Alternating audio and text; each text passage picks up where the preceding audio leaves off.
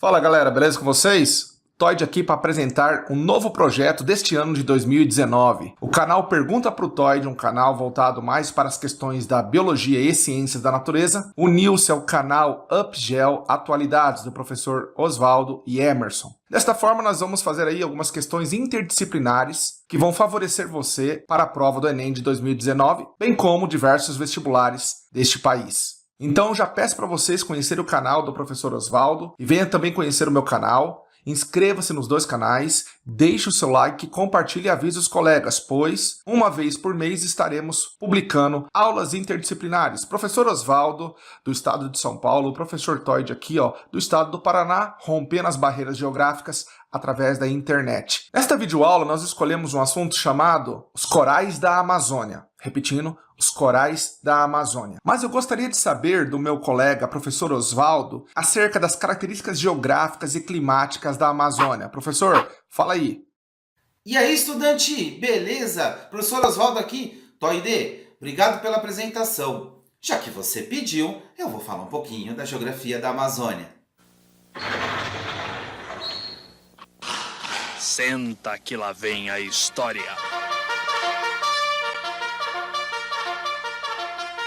O Amazonas é o maior estado brasileiro, com 18,5% da totalidade de terras emersas do país. E tem uma área aí aproximada de mais ou menos 1.570.000 km². Também tem uma população de aproximadamente 3,5 milhões de habitantes e uma densidade demográfica aí um pouquinho acima de 2 habitantes por quilômetro quadrado, não sendo um estado tão povoado. A capital é Manaus, que tem mais da metade da população do estado do Amazonas, tornando-se uma macrocefalia urbana, beleza? Sobre o relevo do Amazonas, é importante falar que tem 3, predominantemente, tá? Depressões, planícies e planaltos. Em relação ao clima, 2 predominantes, o clima equatorial e o clima tropical. Agora, na questão de hidrografia, é importante falar para vocês, estudantes, que o principal rio é o rio Amazonas, mas é claro que existem outros.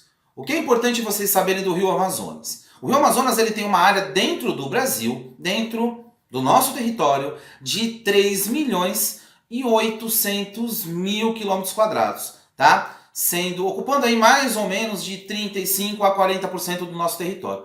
Mas ele ocupa na América do Sul um total de 7 milhões de km², o tornando o maior rio do mundo. Vamos conhecer um pouquinho os outros rios do Amazonas. No Amazonas nós temos o Rio Negro, o Rio Purus, o Rio Madeira, o Rio Juruá, o Rio Içá, o Rio Japurá e também o Rio Solimões. E é muito interessante que há um encontro do Rio Negro e o Rio Solimões. Vocês conhecem esse fenômeno? Esse fenômeno chama-se Encontro das Águas. Vocês conseguem observar a diferença entre as cores dos rios, beleza? Falando um pouquinho sobre o fuso horário do Amazonas, ele está localizado em 2 fuso horários. O GMT-4 e o GMT-5. Vale lembrar que o Brasil ele tem ao todo 4 fusos. Beleza, pessoal? Em relação à altitude, é importante falar que o Pico da Neblina ele não é só o ponto mais alto do estado do Amazonas, mas sim também do Brasil, com 2.994 metros. Ou seja, o estado do Amazonas é extremamente importante para vários aspectos. Não só na parte hídrica, mas também como na parte de altitude do nosso Brasil. Tranquilo, pessoal? O legal de falar do Amazonas é que ele tem uma quantidade enorme de minerais ainda inexplorados. Entre as principais riquezas minerais encontradas no território amazonense e identificadas pelo Mapa Geológico Estadual, estão a cassiterita, que possui uma reserva de mais ou menos aí 480 mil toneladas e está localizado nos municípios de Presidente Figueiredo, Uruacá, além da bauxita que se encontra também dos municípios de Presidente Figueiredo e Uruacá. Ainda em Andumbá, São Sebastião do Matumã e o nióbio, que é encontrado nos municípios de Presidente Figueiredo, Uruacá e São Miguel da Cachoeira. Em 2007, verificou-se uma reserva mineral inexplorada de gás mineral no município de Coari, a maior do Brasil encontrada até então,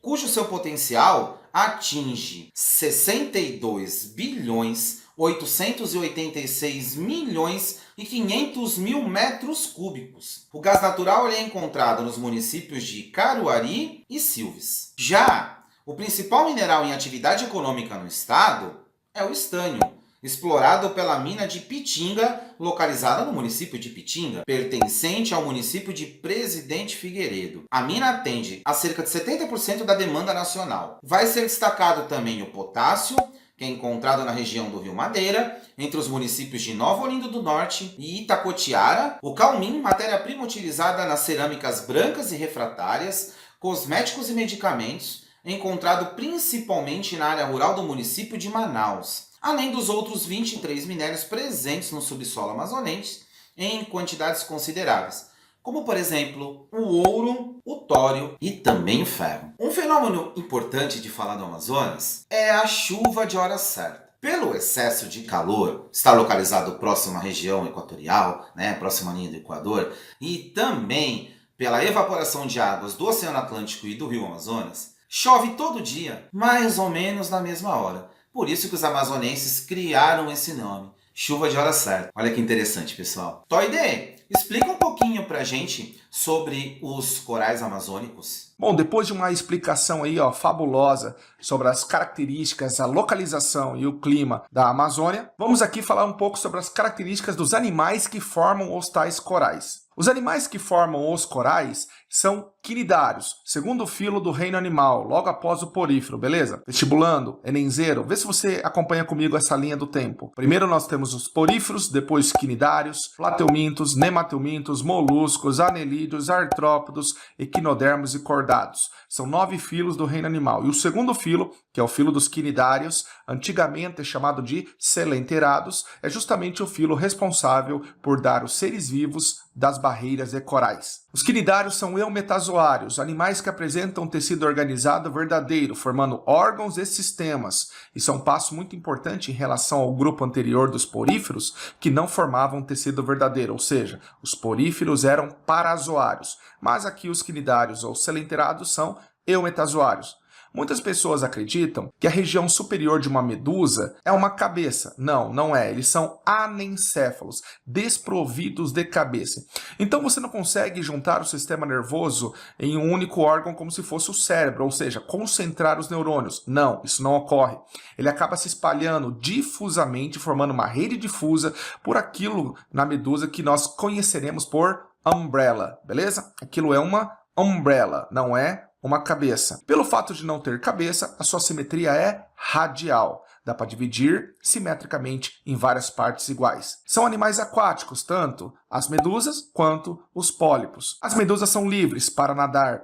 Os pólipos são fixos ou sésseis. São animais diblásticos e o único filo diblástico é o filo dos quinidários, que apresentam ectoderme como folheto embrionário e endoderme como folheto embrionário. Lembrando, vestibulando, que não há mesoderme na constituição desses animais. Falando um pouquinho mais, é importante relembrarmos que quinidária significa urticante, aquilo que queima. Portanto, a sua epiderme, que é originária da ectoderme embrionária, formam células extremamente urticantes e que provocam queimaduras chamadas de quinidócitos ou quinidoblastos. Alguns autores colocam como nematocistos. Estes quinidócitos estão sempre prontos para dispararem ao contato ou aproximação de um ser nos tentáculos. Ao disparar o flagelo, numa velocidade que às vezes é até 10 vezes mais rápida do que a abertura de um airbag, acaba provocando queimaduras. Existe uma substância gelatinosa que foi produzida pela epiderme, que é a camada mais externa, e a endoderme, que é a camada que reveste o estômago. Essa substância chama mesogleia gelatinosa, onde os neurônios ficam imersos, formando conexões que lembram uma rede difusa. Esses animais inauguram pela primeira vez algo semelhante a um estômago, chamado de cavidade gastrovascular ou gastrocele. Forrado na parte interna pela gastroderme, com isso ele é capaz de fazer duas digestões, digestão extracelular na própria cavidade e digestão intracelular, que ocorre nas células da gastroderme. Uma reprodução clássica que existe nos quinidários e que costuma cair bastante no vestibular é a reprodução chamada de metagênese ou alternância de fases, onde alternamos a fase de pólipo com a fase de medusa. Enquanto que na fase de pólipo existe uma reprodução assexuada, na fase de medusa ou água-viva nós temos uma reprodução sexuada. Tudo bem? Quais são as classes do filo Quinidaria? Bom, as classes são Hidrozoa, predomínio de pólipos. Classe Sifozoa, predomínio de medusas. Classe Anthozoa, que é a classe que nos interessa, somente pólipos. Todos os representantes da classe Anthozoa são pólipos. Um pólipo famoso aqui é chamado de anêmona do mar. Mas os pólipos coralíneos são justamente os responsáveis por formar os recifes de corais. Pólipos desenvolve-se por brotamento ou gemiparidade externa, de tal maneira que um pólipo vai crescendo em cima do outro, vão morrendo e deixando o seu arcabouço externo de esqueleto de cálcio. Esses esqueletos, então, ao se juntar, vão formando as grandes barreiras de corais no mundo. Barreiras de corais essas, onde a que melhor se destaca é a barreira de coral australiana, com mais de 2.500 quilômetros de extensão. Agora vamos falar sobre os corais da Amazônia. Pessoal, os corais da Amazônia acabaram sendo encontrados e descobertos num ambiente que era bem pouco provável de se ter esse tipo de ecossistema. Por quê? Os corais necessitam de duas situações: uma água quente, não muito quente, mas uma água com temperatura elevada, e grande luminosidade. Exatamente. Como ali na região da Amazônia, ali próximo à ilha de Marajó, localizada entre 70 e 220 metros de profundidade na costa dos estados de Maranhão, Pará e Amapá, isso trouxe um impacto para a comunidade científica. Por quê? Vejam bem, os livros didáticos diziam que os corais não cresciam perto de foz de grandes rios onde a água doce chegava ao mar, porque era carregado de lama mais escura e que isso impedia a entrada de luz. Essa luz é uma fonte super importante para os corais produzir alimento. Mas professor, os corais são animais? São. Produzem alimento? Opa, veja bem, os corais não produzem alimento diretamente. Quem produz alimento são algas microscópicas ou microalgas chamadas de dinoflagelados fotossintetizantes, que ficam associados aos corais. Estima-se que esse recife de coral amazônico tem aproximadamente 56 mil quilômetros quadrados. Portanto, ele acaba sendo um dos maiores recifes do mundo e o maior do Brasil. Além dos corais ali, vivem diversos tipos de peixes, de poríferos que são esponjas, entre outros seres vivos, e espera-se encontrar muito mais espécies ainda nesta região, neste ecossistema.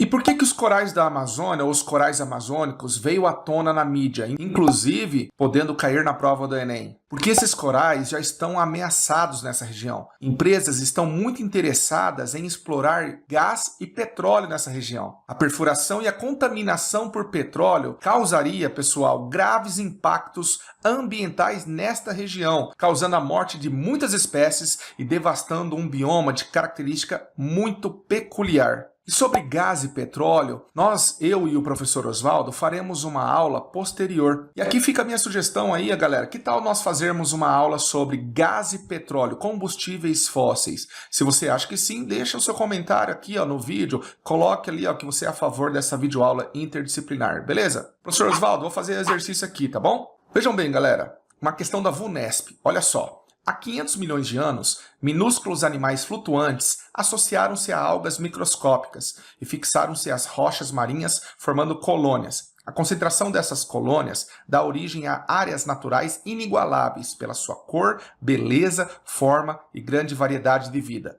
Esses locais, verdadeiros oásis de vida marinha, são dos mais produtivos ecossistemas do planeta. O texto refere-se a... Bom, então ele está falando de quem? Das colônias de quinidários. Estou falando de coral, né? Letra A. Poliquetos do filo Annelida. Bom, filo Annelida ou os anelídeos, poliquetos, corresponde a parentes das minhocas. Nada a ver. B. Recifes de corais formados por seres do filo Quinidária. Fechou, galera? A resposta correta é a letra B, beleza? Pô, Toide, você falou de exercício? Vamos produzir um também aqui. Acompanhe, pessoal. O exercício em questão fala assim. Analise as afirmativas e marque V para verdadeiro e F para as falsas.